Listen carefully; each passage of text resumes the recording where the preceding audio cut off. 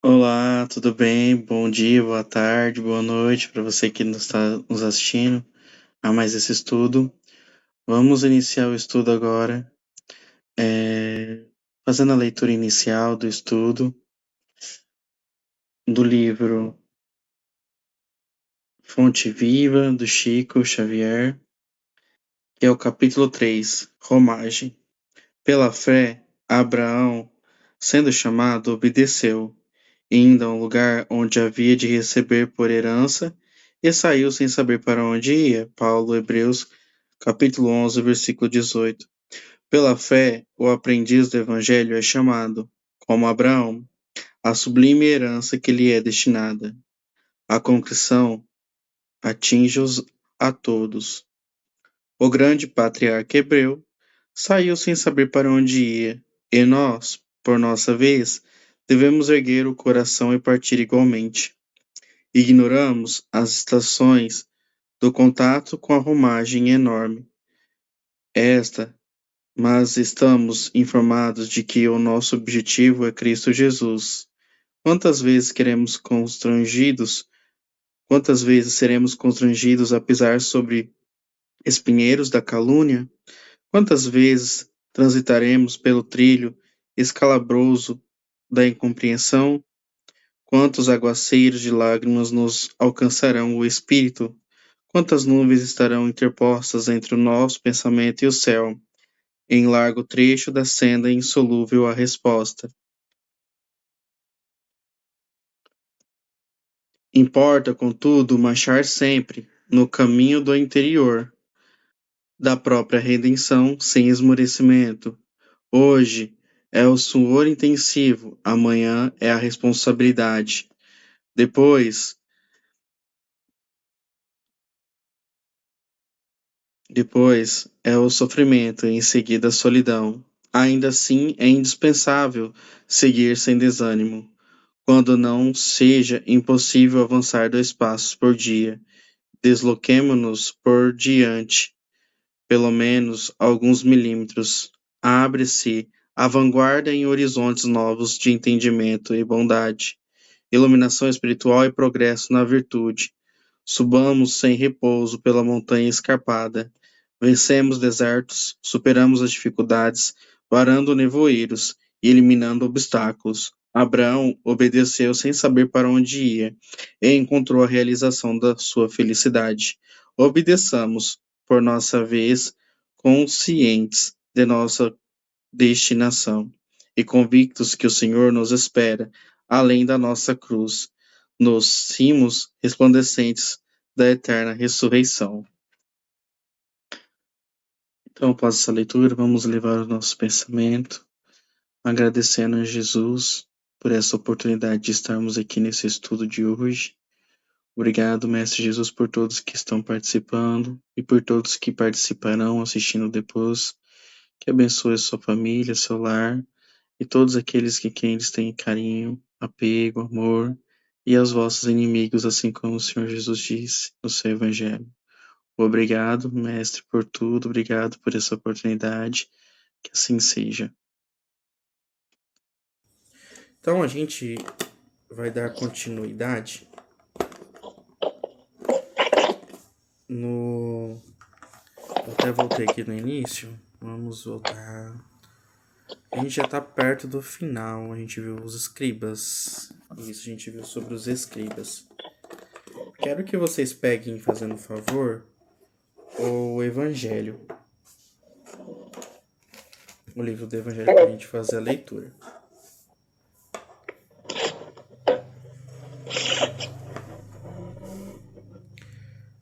Rose, desliga o seu Oi, microfone, fazendo um favor. tá ligado, não tá? Não, desliga ele para poder não ficar com muito ruído.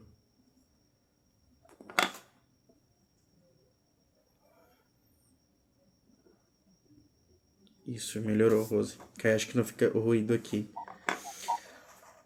Então, a gente vai pegar aqui, vamos voltar nos escribas, mas vamos abrir lá no Evangelho. A gente parou nos escribas, foi que eu trouxe para vocês a explicação na aula passada. Eu não fiz nenhum slide dessa outra parte sobre a sinagoga porque não tinha necessidade, tá? Vamos ler agora, vamos continuar fazendo a leitura lá no Evangelho sobre os escribas. Não, perdão, sobre a sinagoga, tá? Então vamos lá. Sinagoga, que vem do grego, sinagogue, assembleia, congregação. Essa é a tradução da palavra sinagoga. Não havia na Judéia senão um único templo, o de Salomão, em Jerusalém, de onde se celebravam grandes cerimônias do culto. Os judeus, para aí, seguiam todos os anos em peregrinação para as principais festas, tais como a Páscoa, a dedicação e a dos tabernáculos. Foi nessas ocasiões que, para lá, Jesus fez várias viagens. Outras cidades tinham templos, sinagogas, edifícios, onde judeus se reuniam aos sábados para fazer suas preces públicas sob a direção dos anciões. Os escribas, ou os doutores da lei, faziam aí também leituras tiradas dos livros sagrados, que eram explicadas e comentadas. Cada um podia nelas tomar parte, e por isso Jesus, sem ser sacerdote, ensinava nas sinagogas, nos dias de sábado. Depois da ruína de Jerusalém e da dispersão dos judeus, as sinagogas nas cidades que eles habitavam serviam de templos para a celebração de culto. Então aqui sobre sinagogas, o que eram as sinagogas? Elas eram templo, era a igreja deles, né? Eles chamavam de sinagoga, que era esse local de encontro deles, dos judeus. Então, a gente tem como sinagoga a religião judaica, como igreja as religiões cristãs, e como que é o nome do coisa que eu vi hoje que é islâmica, as mesquitas, né? Então, as três religiões têm um nome próprio para chamar o lugar onde se reúnem para fazer o seu culto, né? Para fazer a sua adoração, que são nesses dois lugares, nesses três lugares, né? Para os judeus, as sinagogas, para os cristãos, as igrejas, e para os muçulmanos, as mesquitas. Então era só um local, porque você vai ver isso no Evangelho, eles falando sobre a sinagoga, quando os apóstolos vão também para fazer suas missões, eles começam fazendo pregações nas sinagogas, que era esse local onde as pessoas sentavam para ouvir, para aprender. Então os fariseus, os saduceus, os escribas faziam as explicações, explanações sobre as escrituras, né? Traz explicações, era como se fosse um culto hoje em dia, né? Ali eles faziam os seus louvores também. Lá no templo de Jerusalém, que não era uma sinagoga, era onde eles faziam sacrifícios também. Na Páscoa, né? Principalmente na Páscoa judaica, que é diferente da Páscoa cristã. Porque na Páscoa judaica, ela é a celebração da saída do povo do Egito. Então, os judeus comemoram a Páscoa, mas a Páscoa é comemorativa sobre a saída do povo judeu do Egito. Essa é a diferença. Os cristãos fazem a Páscoa, né? Comemoram a Páscoa pela morte de Jesus e a sua ressurreição no domingo de Páscoa. É diferente, né? Temos o mesmo nome para a mesma ação, porém o simbolismo é diferente. Para os judeus é a saída deles do Egito, e para os cristãos é a ressurreição de Cristo. Então, essa só para vocês saberem esse nome, o que significa sinagoga, era o local onde todo mundo se reunia para fazer as orações e adoração, tá? E aí, a gente vai entrar aqui na parte dos saduceus, né? Que era um outro grupo religioso, de uma outra não de outra crença, né? Eles eram judeus que tinham uma outra teologia, uma outra visão sobre as escrituras, né? E eles tinham suas próprias crenças. Eles eram quem basicamente controlava eles chamavam de sinédrio, que é um conselho dos estudiosos ali, um conselho dos sacerdotes, né? Os saduceus, eles vieram um pouco antes dos fariseus, mas eles eram esse grupo que faziam eles eram os administradores, né? Então eles controlavam um pouco maior o templo, os rituais. Eles eram um pouco mais associados à política também, mas era um grupo que tinha uma visão diferente dos fariseus sobre as escrituras. Vamos ler aqui no livro. Saduceus, seita judia que se fundou por volta do ano 248 a.C., assim chamada em razão de Sadoc, seu fundador. Os saduceus não acreditavam nem na imortalidade da alma, nem na ressurreição, nem nos bons ou nos maus anjos. Entretanto, eles acreditavam em Deus, mas não esperando nada depois da morte, não o servindo senão com o objetivo de recompensas temporais, ao que, segundo eles, limitavam a sua providência. Também, a satisfação dos sentidos era, aos seus olhos, o objetivo essencial da vida. Quanto às escrituras, eles prendiam aos textos da lei antiga, não admitindo nem a tradição, nem nenhuma interpretação. Colocava as boas obras e as executavam pura e simplesmente da lei, acima das práticas exteriores do culto. Eram, como se vê, materialistas, deístas e sensualistas da época. Esta seita era pouco numerosa, mas contava com personalidades importantes e se tornou um partido político constantemente em oposição aos fariseus. Então, quando a gente pensa em saduceus, a gente pensa num tipo de fariseu diferente, né? Porque eles não tinham as mesmas crenças, né?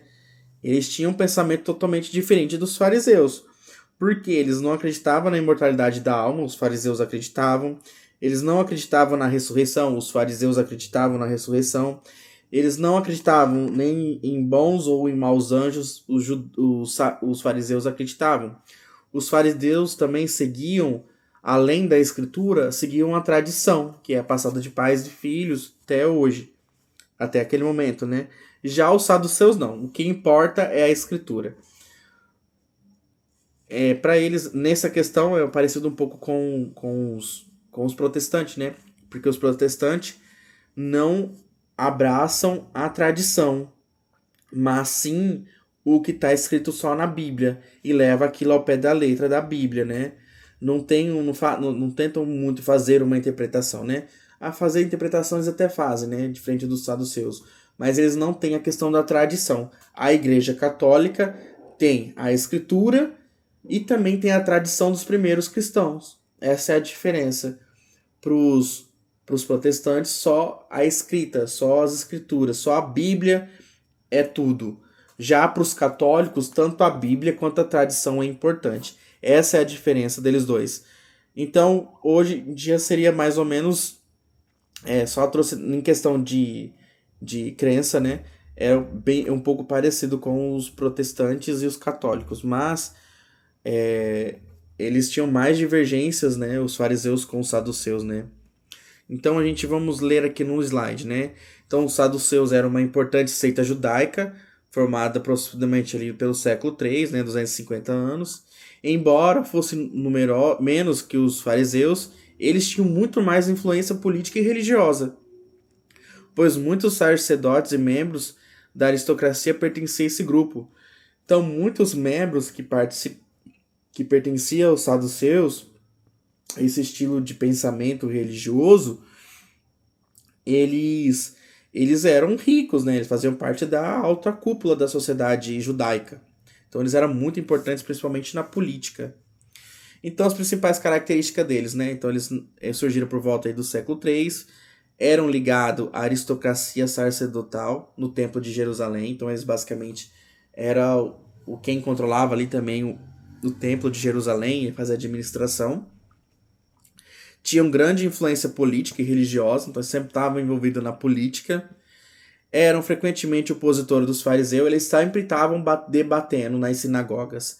Um lia a mesma passagem de um jeito e fazia a interpretação, o outro lia a mesma passagem e seguia literal, né? E eles ficavam batendo cabeça um com o outro para quem ver quem estava certo, né? Eles tinham essa peculiaridade, eles dois viviam batendo cabeça um com o outro para ver quem estava certo no final. Então, eles aceitavam apenas a lei escrita, que é a Torá, né? E rejeitando a tradição oral. Então, eles não aceitavam também muito os outros livros proféticos, tipo Provérbios. Eles estavam sempre presos ali a Gênesis, Levíticos, Números, Deuteronômios. No outro livro que eu sempre esqueço o nome, mas eles sempre estavam presos a esses livros, não avançavam muito, né? Para não ficar muito longe do que Moisés disse. Porque nos outros livros é de Samuel e os outros profetas, para eles já estavam muito longe de Moisés. Então eles sempre estavam presos à escritura. A escritura era mais importante. Então as crenças deles, eles acreditavam em Deus, não acreditavam na imortalidade da alma, como os fariseus, na ressurreição dos mortos e na existência dos espíritos, e entendiam que as recompensas de Deus aconteceriam durante a vida terrena, né? Então, e defendia o cumprimento literal da lei de Moisés. Então ele seguia literalmente a lei, sem interpretação. Se falou isso, é isso. Ponto. E um ponto, como eles não tinham uma perspectiva de vida futura, de uma vida além, a vida só é o que tem aqui agora, né? Não existe esse pós-vida, né? Eles acreditavam que tudo tem que ser aqui. Então, se eu for uma pessoa que segue o que Moisés pregou, eu sigo todos os mandamentos, Deus vai me abençoar aqui. A bênção é aqui, não tem uma questão de uma vida futura, né? Então, para eles, morreu, acabou. E o que vale é o que você fez de quanto você estava vivo, e Deus vai te abençoar aqui, e vai ser tudo voltado para a materialidade, né? Eles não têm muita questão e apego com as coisas da vida futura, uma vida espiritual. Para eles isso não existe.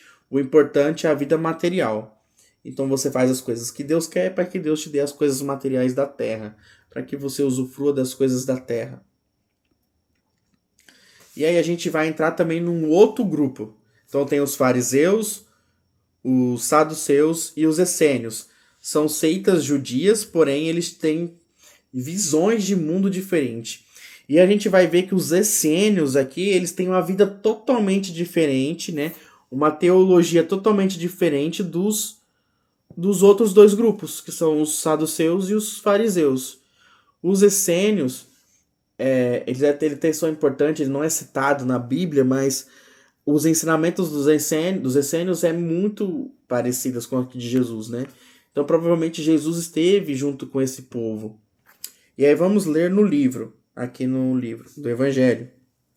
Essênios, Esseus, era uma seita judia fundada por volta do ano 150 a.C., no tempo do livro dos Macabeus, cujos membros que habitavam espécies... Então eles habitavam em tipos monastérios, né, espécies de monastérios, formavam entre a sua espécie uma associação moral e religiosa, distinguiam-se pelos costumes brandos e virtudes austeras, ensinavam o amor de Deus e ao próximo, a imortalidade da alma e acreditavam na ressurreição. Viviam no celibato, condenavam a escravidão e a guerra, tinham seus bens em comum e se entregavam à agricultura. Em oposição aos saduceus sensuais, que negavam a imortalidade, e aos fariseus rígidos às práticas exteriores, e nos quais a virtude não era senão aparente, eles não tomavam nenhuma parte na querelas que dividiam essas duas seitas. Seu gênero de vida se aproxima ao dos primeiros cristãos e aos seus princípios de moral que professaram e fizeram de algumas pessoas pensarem que Jesus fez parte dessa seita antes de iniciar a sua missão pública. O que é certo é que ele deve tê-la conhecido, mas nada prova que ele se afiliou. E tudo o que que ele escreveu a respeito é hipotético, né?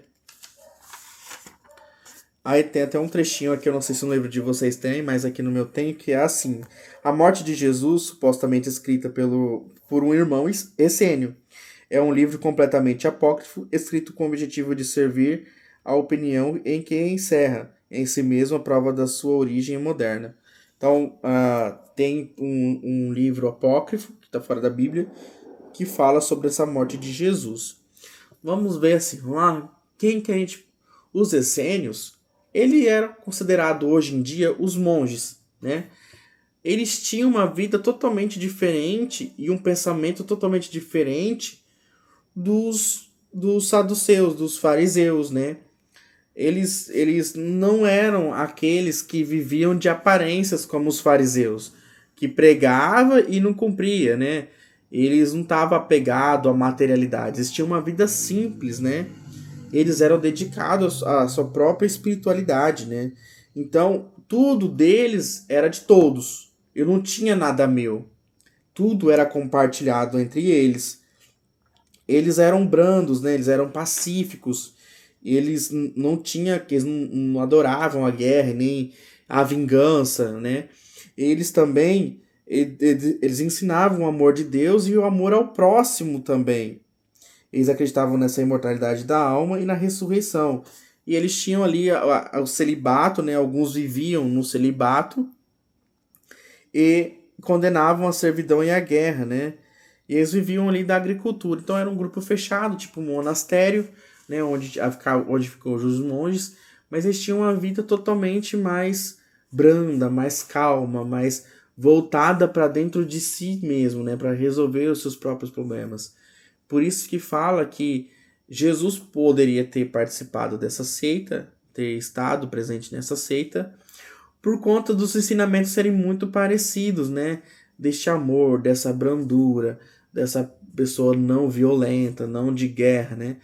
Ou provavelmente Jesus participou, né? Ou ele conheceu e entendeu que aquilo era verdadeiros ensinamentos, né? E um ponto interessante é que a oração do Pai Nosso, ela foi criada pelos próprios essênios, né? Então Jesus trouxe parte desse conhecimento dos essênios para as pessoas, né?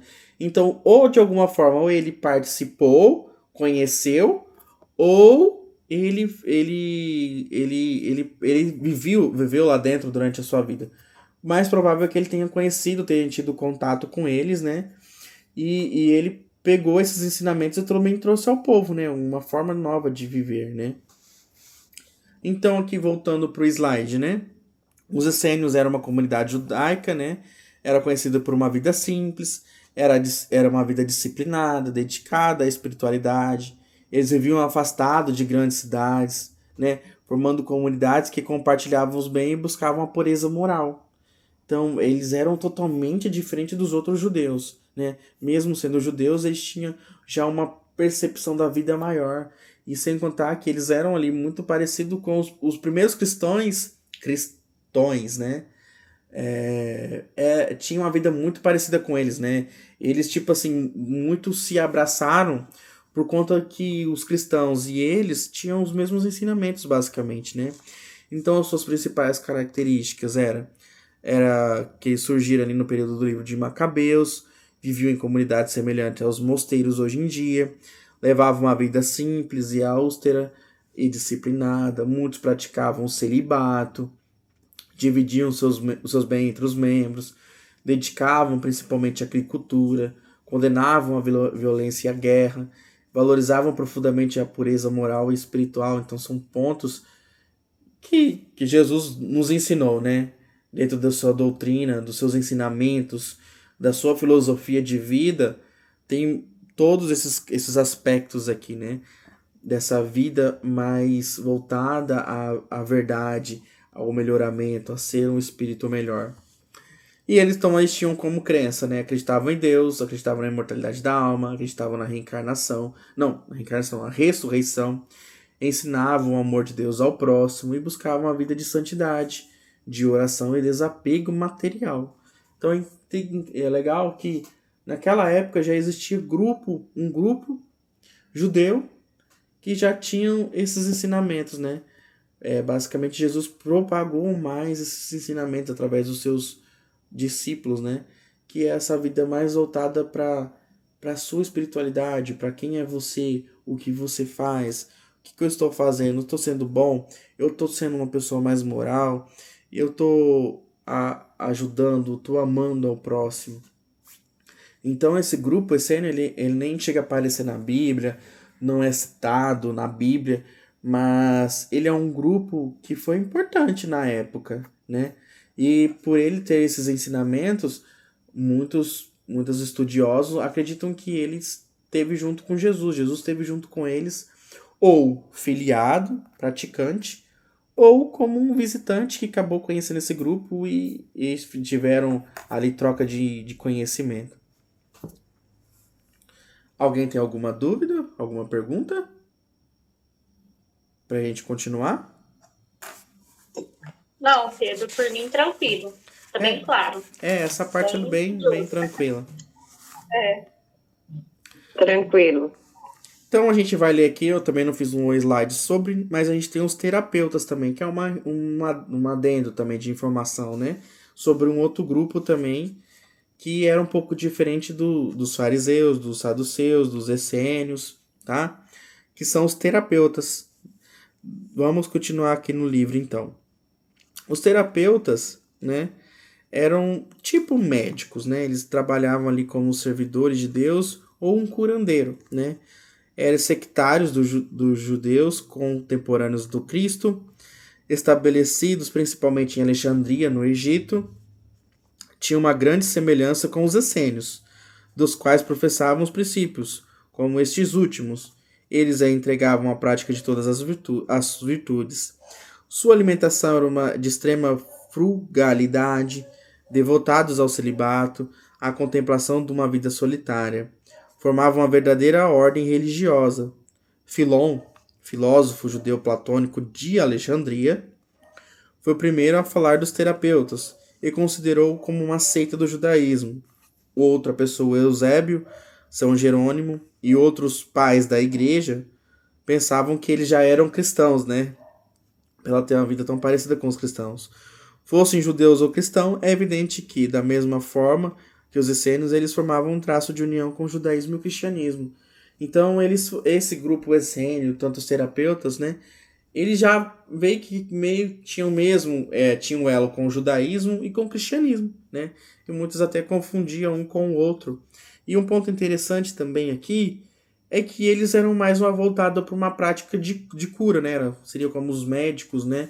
Por eles estarem também em Alexandria, onde existia a grande biblioteca de Alexandria, que era cercada de conhecimento, onde gregos e romanos iam para estudar, para se formar.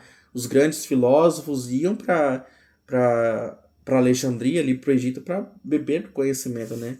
E a cidade de Alexandria tinha uma grande biblioteca muito famosa, que foi destruída nas guerras, mas que era um local de muito conhecimento. Então os terapeutas, diferente um pouco dos essênios, eles eram um pouco também voltados mais para esse aprendizado e também para a prática da medicina, né? Na segunda forma na época. E esse é o final do estudo, que a gente termina as notícias históricas.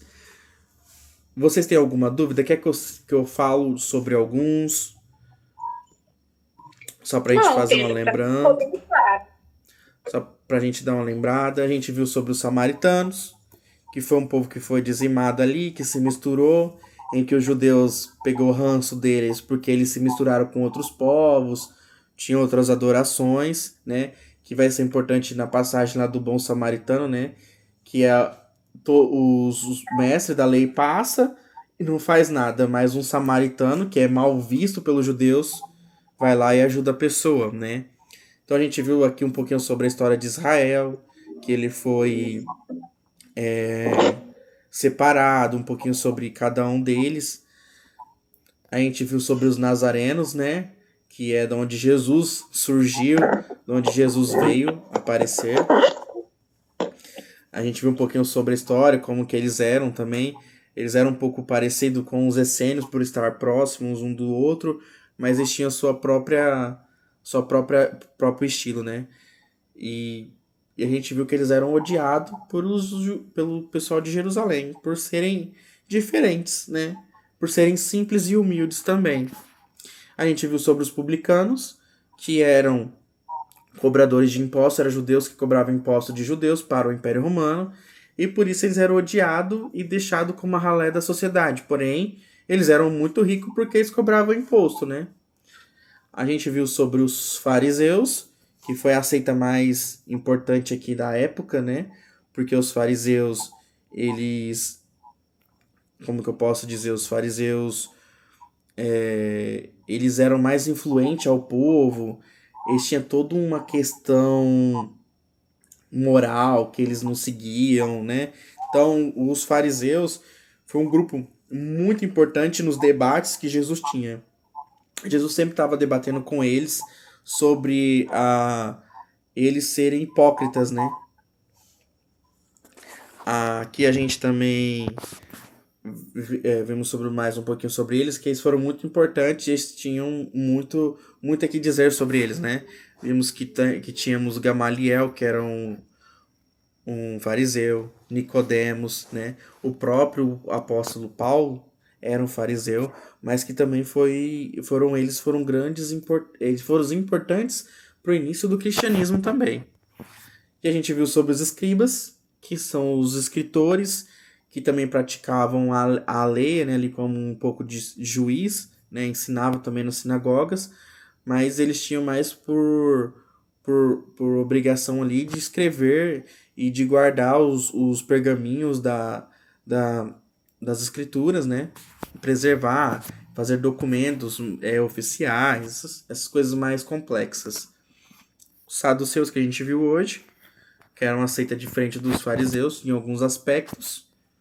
Os essênios, que eram bem diferentes, né, que foi muito parecidos com os cristãos, com os ensinamentos de Jesus. E os terapeutas também, que a gente viu. Então, esse foi só, assim, sintetizar o estudo para a gente finalizar as notícias históricas, porque no próximo estudo a gente já vai entrar em filosofia. A gente vai começar a ver sobre Platão e Sócrates. Esse daqui vai ser um pouquinho mais denso, mas também é muito importante a gente ver como que 300 anos antes de Jesus nascer, eles já tinham percepções, né, parecidas com o que o Espiritismo vai trazer pra gente hoje em dia. Então é bem legal também essa parte. Deixa eu voltar aqui com vocês. E aí, vocês têm alguma dúvida? Perguntar sobre algo?